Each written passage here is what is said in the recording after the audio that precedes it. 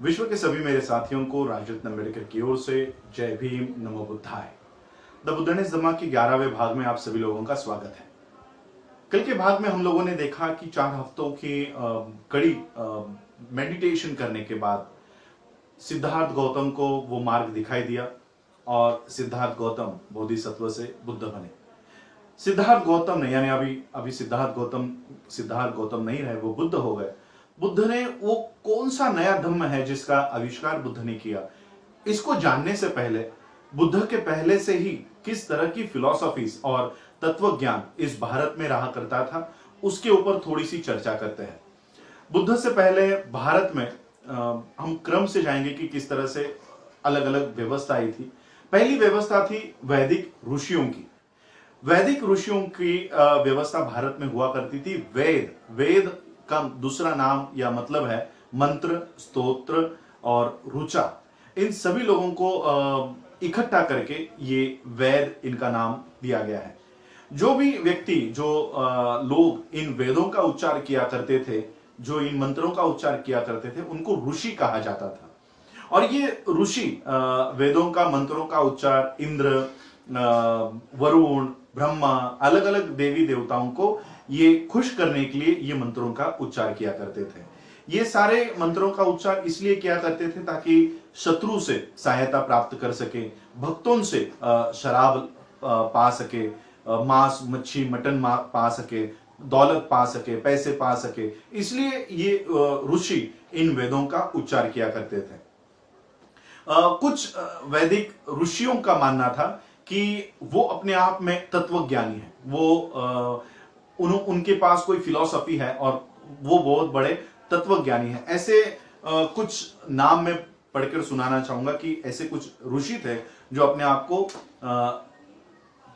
तत्वज्ञानी मानते थे, फिलोसोफर्स मानते थे। उनके नाम थे अघमर्षण, प्रजापति, परमेष्टि, ब्रह्मस्पति, बृहस्पति, अनिल, दीर्घात्मा, नारायण, हिरण्यगर्भ और विश्वकर्मा। ये कुछ ऋषि हैं जो अपने आप को ऐसा माना करते थे कि उनकी कोई फिलॉसफी है। इनकी क्या फिलॉसफी है ये भी मैं आपको बताना चाहता हूं। इनकी ये फिलॉसफी थी कि, और इनकी मुख्य समस्या ये थी कि संसार की उत्पत्ति कैसे हुई है। यही इनकी मुख्य समस्या थी कि संसार की उत्पत्ति किसने की है, ये कैसी हुई है, इसकी व्यवस्था कौन करता है, ये कैसे चलती है। यही इनकी फिलॉसफी थी। इसमें से जो पहला अघमर्षण है, इसका कहना था कि संसार की उत्पत्ति और ये सारा जो विश्व है, ये तपस, ताप, हीट से निर्माण हुई है। दूसरा जो ब्रह्मस्पति है, इसका मानना था कि ये असत से तैयार हुई है। असत का मतलब जिसका कोई अस्तित्व नहीं है, ऐसे नॉन एग्जिस्टेंस थिंग्स है इस वर्ल्ड की, इस पृथ्वी की, इस विश्व की और संसार की उत्पत्ति हुई है। प्रजापति परमेष्टि का मानना था कि ये पूरा विश्व, ये अर्थ, ये पूरी दुनिया पानी से निर्माण हुई है। परमेष्टि का मानना था कि ये वायु से निर्माण हुई है। अलग अलग लोगों का इस तरह से मत था। विश्वकर्मा का मत था कि ये पूरा विश्व ईश्वर ने बनाया है। तो इस तरह के ये दार्शनिक थे, फिलोसोफर्स थे, जो अपने आप को फिलोसोफर्स कहते थे। तो ये इनके मत थे। लेकिन बुद्ध ने किसी भी ऋषि को आदरणीय नहीं माना और बुद्ध ने किसी भी वेदों को प्रमाण नहीं माना। और बुद्ध ने देखा कि किसी भी वेद से, किसी भी मंत्र से कोई किसी भी तरह का नैतिक उत्थान में, नैतिक प्रगति के लिए, किसी भी इसकी कैरेक्टर के प्रगति के लिए कोई भी वेद, कोई भी मंत्र ये लायक नहीं है। बुद्ध ने सीधी तौर पे कह दिया, ये मंत्र ये रेगिस्तान जैसा है, इसमें कुछ भी अपनाने जैसा नहीं है। और बुद्ध ने सभी ऋषियों को और उनके मंत्रों को इनकार कर दिया, नकार दे दिया। इस तरह से बुद्ध के समय में ये ऋषि हुआ करते थे और ऋषियों की इस मंत्रों को बुद्ध ने इनकार कर दिया, इसको डिस्कार्ड। बुद्ध से पहले प्राचीन भारत में और एक दार्शनिक थे जिनका नाम था कपिल। कपिल अपने ही एक नए सिद्धांत के लिए वो प्रसिद्ध थे। उनका सिद्धांत था, उनकी फिलॉसफी थी, जिस फिलॉसफी को सांख्य फिलॉसफी कहा जाता था। कपिल का सिद्धांत था कि सत्य को प्रमाणित करते हुए आना चाहिए। और प्रमाणित करने के लिए प्रमाण के भी उन्होंने 2 तरीके बताए थे, एक प्रत्यक्ष ज्ञान और दूसरा अनुमान। प्रत्यक्ष ज्ञान और अनुमान के भी 3 भाग उन्होंने बताए थे। जैसे कारण से कार्य का अनुमान लगाना, जैसे बादल आ रहे हैं तो बादलों से बारिश का अनुमान लगाया जा सकता है, तो उसी तरह से ये एग्जाम्पल उन्होंने दिया कि कारण से कार्य का अनुमान, उसी तरह से कार्य से कारण का अनुमान। अगर नीचे घाटी में पानी बह रहा है, नदी में बाढ़ आई है, तो उसका मतलब ऊपर पहाड़ों के ऊपर बारिश हो रही है। इस तरह से कार्य से कारण का अनुमान, कारण से कार्य का अनुमान। और साम्य, जैसे एक मनुष्य दूसरी जगह पर जाता है तो वो अपनी वास्तु परिस्थिति को बदल रहा है, वो अपनी जगह चेंज करता है। तो उसी तरह से अगर एक तारा दूसरी जगह दिखाई देता है तो इसका मतलब है तारे भी अपनी जो प्लेस है, जो जगह है, वो परिवर्तित करते रहते हैं, चेंज करते रहते हैं। तो ये साम्य उन्होंने ये 3 तरह के निकष इसके लिए बनाए। कपिल ने पूरी तरह से, जो ऋषियों का मत था कि ये जो पृथ्वी है, ये जो सृष्टि है, ये किसी ईश्वर ने बनाई है, कपिल ने इस मत का पूरी तरह से खंडन किया। उन्होंने कहा कि कोई भी चीज बिना कारण के नहीं बन सकती। अगर कोई घड़ा मिट्टी का है तो मिट्टी का अस्तित्व था, इसलिए वो घड़ा आकार ले सका। तो उसी तरह से कपड़ा अगर है तो धागा भी होता है। तो इसी तरह से जो चीजें है ही नहीं, उससे अस्तित्व में आने वाली चीजें प्रकट नहीं हो सकती, निर्माण नहीं हो सकती। ये कपिल ने अपने सिद्धांत में कहा। बुद्ध कपिल के इन सारी बातों से काफी प्रभावित थे। बुद्ध ने कपिल के इन बातों को एक्सेप्ट किया, लेकिन सभी बातों को एक्सेप्ट नहीं किया। जहां तक कपिल बुद्ध को जब तक लगा कि कपिल तर्क और लॉजिक की जब तक बात कर रहे हैं, तब तक उन्होंने कपिल के सिद्धांतों को एक्सेप्ट किया। तो इस तरह से वैदिक ऋषि और फिर कपिल, ये 2 फिलोसोफर्स हुए। अब हम तीसरे फिलोसोफर या तीसरी जो व्यवस्था बुद्ध के पहले भारत में हुआ करती थी, उसको जानते कि वो व्यवस्था क्या थी। प्राचीन भारत में वेदों के अलावा और एक धार्मिक ग्रंथ हुआ करता था जिसका नाम था ब्राह्मणास, जिसको हम ब्राह्मण कहेंगे। ये ब्राह्मण ग्रंथ और वेद, इन दोनों को मिलाकर श्रुति ये कहा जाता था। और इस श्रुति का अपना एक सिद्धांत था, अपनी एक फिलॉसफी थी। उनका ये मानना था, ये 4 सिद्धांतों के ऊपर ये श्रुति आधारित थी। इनका पहला सिद्धांत ये था कि वेद ये केवल पवित्र ही नहीं है, ये सभी तरह के प्रश्नों से मुक्त है, अचूक है। किसी भी तरह का सवाल वेदों के ऊपर कोई भी नहीं उठा सकता। इस तरह से ये वेद पवित्र थे। इनका दूसरा सिद्धांत था कि आत्मा की मुक्ति हो ही नहीं सकती जब तक होम हवन नहीं किया जाए, बलि नहीं चढ़ाई जाए, धार्मिक विधियां नहीं की जाए, और ब्राह्मणों को जब तक दक्षिणा नहीं दी जाए, सुरा, फ्लेश, मटन, मांस जब तक इनको नहीं दी जाए, शराब नहीं दी जाए, तब तक किसी भी तरह की आत्मा की मुक्ति संभव नहीं थी। इनका तीसरा सिद्धांत यह था कि इनका एक आदर्श धर्म ही नहीं था, बल्कि एक आदर्श समाज की रचना भी, एक आदर्श समाज की भी रचना थी, और वो वेदों में लिखी गई है। इसका मतलब है, जो पहला सिद्धांत है कि वेद ये पवित्र है और उसके ऊपर कोई सवाल नहीं उठा सकता, वो अचूक है, इसलिए ये समाज रचना भी अचूक थी, इसके ऊपर कोई सवाल नहीं उठा सकता था। और इस समाज रचना का नाम था चातुर्वर्ण्य। चातुर्वर्ण कुछ सिद्धांतों के ऊपर बेस था, इसके कुछ अपने ही नियम थे। इसका पहला नियम है कि चारों वर्णों में ये पूरा समाज चारों वर्णों में विभाजित किया जाएगा, और उन चारों वर्णों का नाम था ब्राह्मण, क्षत्रिय, वैश्य और शूद्र। इस तरह से मानव जाति को 4 वर्णों में बांटा जाएगा। और इन चारों वर्णों में, इसका दूसरा सिद्धांत है कि इन चारों वर्णों में कोई भी सामाजिक समता नहीं होगी, और वर्गवाद, विषमता इन लोगों में होगी, ग्रेडेड इनइक्वलिटी। इन लोगों में कोई भी सोशल इक्वलिटी नहीं होगी, सामाजिक समता नहीं होगी, और इन लोगों में वर्गवार इनइक्वलिटी होगी, वर्गवार असमता, विषमता होगी। यानी ब्राह्मण ऊपर होगा, क्षत्रिय ये वैश्यों के ऊपर होगा, उनके नीचे वैश्य होंगे जो क्षत्रिय के नीचे होगा, लेकिन वो शूद्रों के ऊपर होगा, शूद्र इन तीनों के नीचे होगा। इस तरह से एक के ऊपर एक के ऊपर एक इस तरह से वर्गवार असमानता का इनका एक अपना ही समाज रचना इनकी थी। इस समाज रचना का इन चारों वर्गों के इसमें जो बांटा गया था, इन चारों वर्गों के अपने खुद के विशेष अधिकार थे और उनके विशेष हक हुआ करते थे। ब्राह्मणों को सभी तरह के अधिकार और सभी तरह के हक उनके पास निहित थे। क्षत्रियों के पास ब्राह्मणों से कुछ कम हक और कुछ कम अधिकार क्षत्रियों के पास हुआ करते थे। वैश्यों के पास ब्राह्मणों से और क्षत्रियों से थोड़े अधिकार उनके पास हुआ करते थे और शूद्रों के पास किसी भी तरह का अधिकार उनको नहीं होता था और किसी भी तरह का हक उनको नहीं दिया जाता था। उनका हक इतना ही था कि ऊपर के तीनों वर्णों की किसी भी तरह से रिटर्न्स, किसी भी तरह से कोई मुबदला, किसी भी तरह से कोई इनकम लिए बिना इन तीनों की सेवा करना और कभी भी कोई सवाल नहीं पूछना, यही इनका हक हुआ करता था। तो इस तरह से इन्होंने इन समाज रचना का विभाग किया था। इसका चातुर्वर्ण का तीसरा सिद्धांत मैं बताना चाहता हूं। ये उन्होंने डिवीजन ऑफ ऑक्युपेशन, जो सर्विसेज थी, जो व्यवसाय था, उसको भी जाति के हिसाब से, वर्ण के हिसाब से उसको बांट रखा था।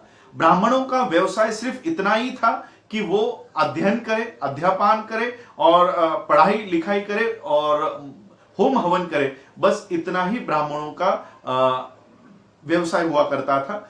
क्षत्रियों का अधिकार, क्षत्रियों का व्यवसाय ये सिर्फ लड़ना था। वैश्यों का व्यवसाय सिर्फ वो व्यवसाय किया करते थे, बिजनेस किया करते थे और शूद्र इन तीनों की गुलामी करेगा। इस तरह से इनका चातुर्वर्ण का ये तीसरा सिद्धांत था। चातुर्वर्ण का तीसरा सिद्धांत शिक्षा के अधिकार से था।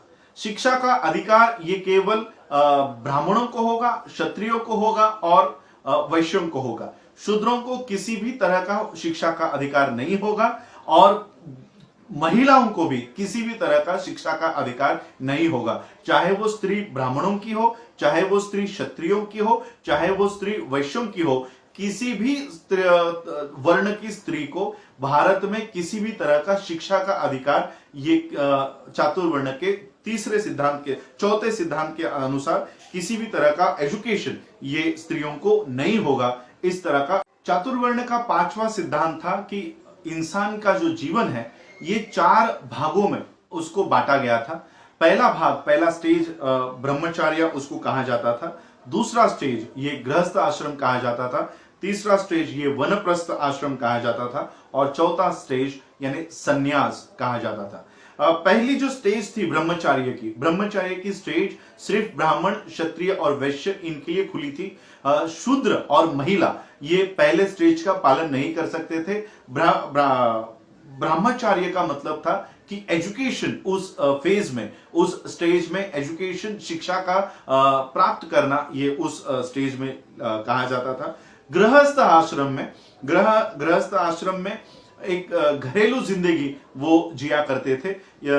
तीसरे स्टेज में वो वनप्रस्थ आश्रम का पालन किया करते थे। वनप्रस्थ आश्रम यानी घरेलू जिंदगी बिताते ही वो धीरे धीरे सन्यासी के ओर वो जाए और घर में रहते ही सभी से अपना अपना जो मन है वो धीरे धीरे बाहर निकालते हुए एक सन्यासी की तरफ बीते। और चौथा जो स्टेज था वो सन्यास लेकर जंगलों में निकल जाना, इस तरह से सन्यासी बन जाना, ऋषि बन जाना। ये सारा इंसान की जिंदगी इन चारों फेज में डिवाइड कर रखी थी। पहली स्टेज यानी ब्रह्मचर्य और चौथी स्टेज सन्यास ये स्त्रियों के लिए और शूद्रों के लिए कभी खुले नहीं थे। तो इस तरह से चातुर्वर्ण की पांचवा सिद्धांत, इस तरह के 5 सिद्धांत ये चातुर्वर्ण के थे। और वेद का जो चौथा सिद्धांत था वो चौथा सिद्धांत था कर्म का सिद्धांत। कर्म का सिद्धांत पूरी तरह से इस सवाल का जवाब था कि आत्मा कहां से आया है और वो कहां जाने वाला है। तो ब्राह्मण इस तरह से कहा जाते थे कि पूर्व जन्म में आप लोगों ने कुछ पाप किया है और इसलिए आप आज इस जीवन में आप लोगों को दुख भोगना पड़ रहा है। तो इस तरह का कर्म का सिद्धांत ब्राह्मणों का था। कर्म का सिद्धांत यही कहता था कि पिछले जन्म में कुछ कर्म आप लोगों ने गलत किया है, इसलिए इस कर्म में इस जीवन में आपको दुख है। ब्राह्मणों ने यह कर्म का सिद्धांत इसलिए तैयार किया ताकि इस जन्म में इंसान सवाल ना पूछे और अपने आप को ही वो दोषी ठहराए कि अगर कुछ गलत मेरे जीवन में हो रहा है तो ये केवल मेरे पूर्वी जन्म का पाप था, इसलिए इस जन्म में मुझे वो भुगतना पड़ रहा है। इंसान अपनी बुद्धि को हमेशा हमेशा के लिए ये नष्ट करे, प्रज्ञा को नष्ट करे, इंटेलिजेंस को नष्ट करे, इसलिए इस तरह का कर्म का सिद्धांत ब्राह्मणों ने इस चातुर्वर्ण के और वैदिक धर्म के सिद्धांत में समाविष्ट किया था। बुद्ध ने पूरी तरह से इस ब्राह्मणी व्यवस्था का पूरी तरह से खंडन किया, बहिष्कार किया। बुद्ध ये मानने के लिए तैयार नहीं थे कि कोई भी चीज ये अचूक होती है, सवाल करने से उसके लिए रोका जा सकता है और कोई भी चीज पवित्र हो सकती है। और इसलिए बुद्ध ने सबसे पहले जो सिद्धांत ब्राह्मण धर्म ग्रंथ का था कि वेद पवित्र है और उसके ऊपर कोई सवाल नहीं उठा सकता, बुद्ध ने इस बात का खंडन किया। बुद्ध ने यह बताया कि इंसान को हमेशा सच्चाई जानने का अधिकार होना चाहिए और सच को जानने का हर एक इंसान का एक अधिकार होता है, वो उनसे नहीं छीन लेना चाहिए। और ये बुद्ध ने पहली बात वहां पर कही। बुद्ध का दूसरा ऑब्जेक्शन इसके ऊपर था कि यज्ञ को लेकर ब्राह्मणों का कहना था कि अगर आत्मा की मुक्ति चाहते हो तो यज्ञ करवाना होगा। बुद्ध का पूरी तरह से ब्राह्मणों के इस यज्ञ को विरोध था। बुद्ध कहते थे कि अगर पशुओं की जानवरों की बलि देनी है और बलि देने से ही अगर स्वर्ग मिलता है तो ब्राह्मण अपने पिता की बलि चढ़ाए ताकि जल्दी स्वर्ग मिले। और सभी लोग बुद्ध की इस बातों को माना करते थे। तो बुद्ध ने दूसरा ये खंडन इनका किया। बुद्ध ने तीसरा खंडन किया, वो खंडन किया कि ये जो चातुर्वर्ण की जो सिस्टम है, ये बुद्ध ने सर्वथा इसका खंडन किया कि नहीं, ये नैसर्गिक नहीं है। और इस तरह से अगर किसी समाज की रचना की जाती है तो अगर कोई आदमी ब्राह्मण घर में पैदा हुआ तो वो हमेशा के लिए ब्राह्मण हो जाएगा, और अगर कोई आदमी शूद्र के घर में पैदा हुआ तो हमेशा हमेशा के लिए वो शूद्र हो जाएगा। कितने भी अच्छे कर्म करो तो वो शूद्र वो ब्राह्मण नहीं बनेगा, और कितने भी पाप करो तो ब्राह्मण शूद्र नहीं बनेगा। और इसलिए बुद्ध ने पूरी तरह से इस समाज रचना का विरोध किया और इसका खंडन बुद्ध ने भी पूरी तरह से विरोध किया। बुद्ध ने देखा कि कर्म का जो सिद्धांत है वो जानबूझकर इस तरह से बनाया गया है ताकि कमजोरों को दबाया जाए और उनका शोषण किया जाए। बुद्ध ने देखा कि शूद्रों को और महिलाओं को किसी भी तरह का ज्ञान पाने का, एजुकेशन, शिक्षा पाने का कोई अधिकार नहीं है और उनको शिक्षा के अधिकार से वंचित रखा गया था। इसका परिणाम यह हुआ कि ये सारे लोग अज्ञानता में चले गए। ब्राह्मणवाद का विरोध करने के बजाय, ब्राह्मणों का विरोध करने के बजाय शूद्र और महिला ये उनके भक्त बन गए थे और उनकी सारी इस व्यवस्था का समर्थन करने में लग गए थे। किसी भी लड़ाई में, अगर स्वतंत्रता की लड़ाई में अंतिम जो अधिकार होता है वो शस्त्र उठाने का होता है, लेकिन शूद्रों का वो अधिकार भी छीन रखा था। और इसलिए बुद्ध ने सोचा कि क्या ये ब्राह्मणों की ये जो व्यवस्था है, क्या इस व्यवस्था में कोई बदलाव कर सकते हैं। तो बुद्ध ने देखा कि वेद तो पवित्र है, इसमें कोई बदलाव नहीं कर सकते। इसलिए बुद्ध ने सोचा इसको कोई बदलाव इसमें नहीं कर सकते, इसका एक ही उपाय है, इसको नष्ट किया जा सकता है, इसको तबाह किया जा सकता है, इसको पूरी तरह से इसका जो वर्ड बाबा साहब अम्बेडकर जी ने लिखा है वो लाइन में आप लोगों को पढ़ के सुनाना चाहूंगा, क्योंकि वो लाइन बहुत इंपॉर्टेंट है। बाबा साहब लिखते हैं, कुड इट बी अमेंडेड, जो ब्राह्मणवाद है, जो ब्राह्मणिकल सिस्टम है, क्या इसमें हम कोई बदलाव कर सकते हैं? knowing that it was divinely ordained social order, ये पता था कि ये सामाजिक रचना, ये पवित्र रचना है और इसके ऊपर कोई सवाल नहीं उठाया जा सकता है। इसलिए बुद्ध कहते हैं कि नहीं, इसमें कोई बदलाव नहीं होगा, इसमें एक ही चीज हो सकती है, it could be only B ended, इसको समाप्त करने की जरूरत है, इसको खत्म करने की जरूरत है। ये बुद्ध ने ये स्टैंड वहां लिया और बुद्ध ने देखा कि ब्राह्मणवाद को केवल और केवल इसको इनकार किया जा सकता है, इसको समाप्त किया जा सकता है, इसमें कोई परिवर्तन हम नहीं कर। वेद और ब्राह्मण धर्म के ग्रंथ के अलावा उपनिषद करके भी और साहित्य बुद्ध के पहले से मौजूद थे। और ये उपनिषदों का मानना था कि ब्रह्मा क्या है, आत्मा क्या है, ब्रह्म कहाँ है, ब्रह्मा का कहना क्या है, ये इसी के ऊपर ये उपनिषदों का ये सारा कहना था। उस समय एक यज्ञ वाक्कल्य करके, यज्ञ वाक्य करके एक ऋषि हुआ करते थे। तो बुद्ध ने उनको पूछा था कि आपने कभी ब्रह्मा को देखा है, क्या वो कैसे दिखते हैं? तो उनका जवाब था कि नहीं, मैंने कभी नहीं देखा। तो बुद्ध ने उपनिषदों को भी ग्राह्य नहीं पकड़ा और उसका भी विरोध बुद्ध ने, वो कभी उपनिषदों को भी एक्सेप्ट नहीं किया। तो ये सारी चीजें हम लोगों ने देखी।